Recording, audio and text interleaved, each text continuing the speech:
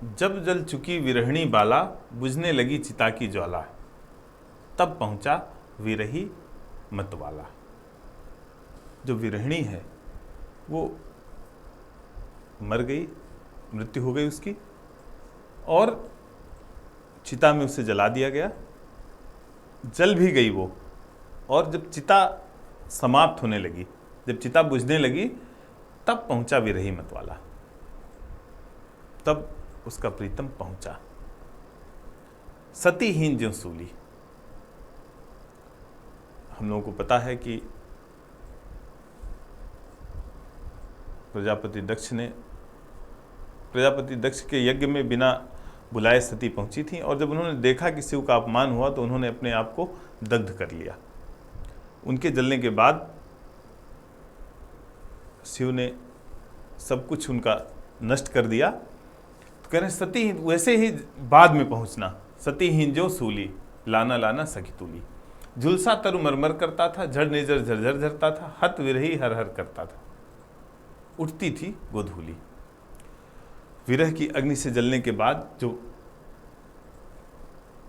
वृक्ष पास में था, वो उससे मरमर की आवाज आ रही थी, निर्झर से झरझर की आवाज आ रही थी, और विरही भी हर हर की आवाज जैसी आ रही थी विरही के मुख से। उड़ती थी गोधूली, और धूल उड़ रही थी उसकी मृत्यु के पश्चात। लाना लाना सखी तूली। इस प्रकार का दृश्य वो जो उनके दिमाग में है, वो उस पोर्ट्रेट में बनाना चाहती हैं, अपनी तूलिका से चित्र बनाना चाहती हैं। वो विभिन्न प्रकार के दृश्य बता रही हैं, ये मेरे दिमाग में है, मैं इस तरह के चित्र बनाऊंगी। ज्यों ही अश्रु चिता पर आया, उग अंकुर पत्तों से छाया।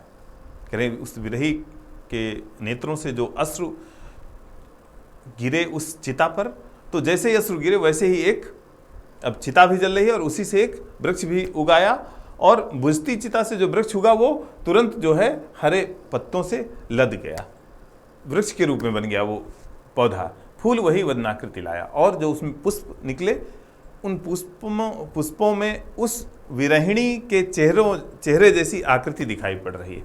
लिपटकी लतिका फूली, और जो लता है वो उसी वृक्ष से लिपट, लता एक निकली और उसी वृक्ष से लिपट गई है। लाना लाना सखी तूली, एक चित्र कह रही हैं, इस प्रकार का मेरे दिमाग में है, वो मैं बना रही हूं। सिर माथे तेरा यह दान, हे मेरे प्रेरक भगवान। भगवान से कह रही हैं कि ये जो विरह तुमने दिया है, महादेवी की भी एक लाइन है, मिलन का मत नाम ले, मिलन का मत नाम ले, मैं विरह में चिर हूं। एक ऐसी स्थिति आती है विरह में कि उसको विरह में जीना सीख लेता है व्यक्ति, और फिर उसको मिलन की आवश्यकता नहीं रह जाती, या मिलन की उसके अंदर से इच्छा बिल्कुल समाप्त हो जाती है।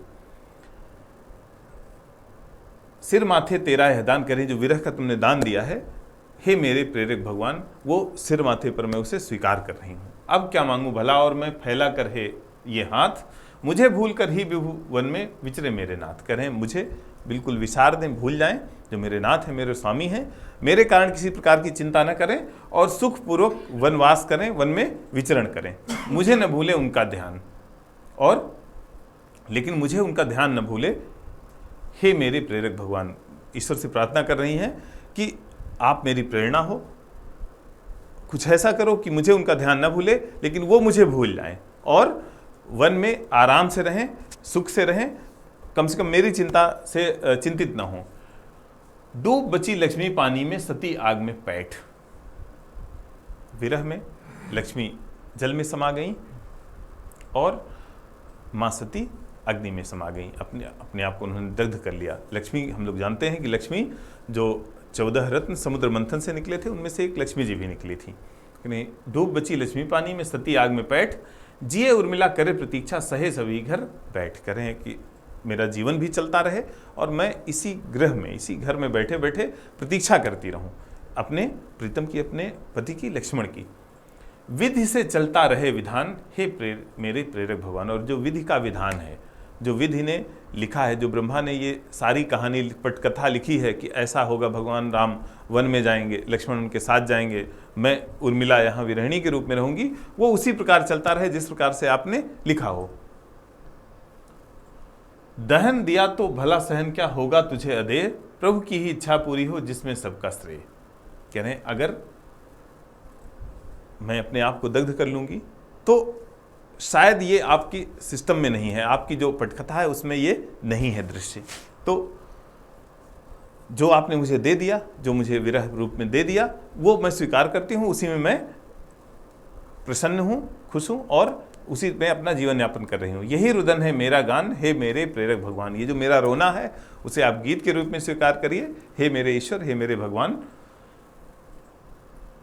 अवधि शिला का उर पर था गुरुभार, तिल तिल काट रही थी दृग्जल धार।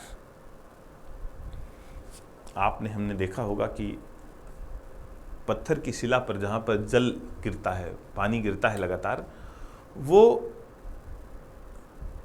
कहावत है रसरी आवत जात के सिल पर होत निशान। जहाँ से रस्सी निकलती है कुएं के पास, जहाँ पानी भरा जाता है, तो अगर किसी पत्थर में वो रस्सी टच करती है तो वो रस्सी जहाँ से टच करती है वहाँ निशान बन जाता है, वो पत्थर घिस जाता है। वैसे ही जल के साथ होता है, जहाँ जल गिरता है वहाँ पत्थर गल जाता है, नष्ट हो जाता है। तो कहीं अवधि शिला का उर पर था गुरुभार। उनके हृदय में इस अवधि रूपी शिला का, अवधि रूपी पत्थर का बहुत बड़ा भार था। तिल तिल काट रही थी दृग जलधार, लेकिन उनके नेत्रों से जो अश्रुधारा बह रही थी उससे वो पत्थर, उससे वो शिला थोड़ी थोड़ी करके, पत्थर जल से कटता है तो हम देख नहीं सकते, लेकिन वैसे ही जब वक्त गुजरता है तो हम देख नहीं सकते, लेकिन धीरे धीरे वो समाप्त हो रहा है, समाप्त हो जाएगा। और ये इस प्रकार ये साकेत के नवम सर्ग की व्याख्या समाप्त हुई, नवम सर्ग समाप्त हुआ। धन्यवाद।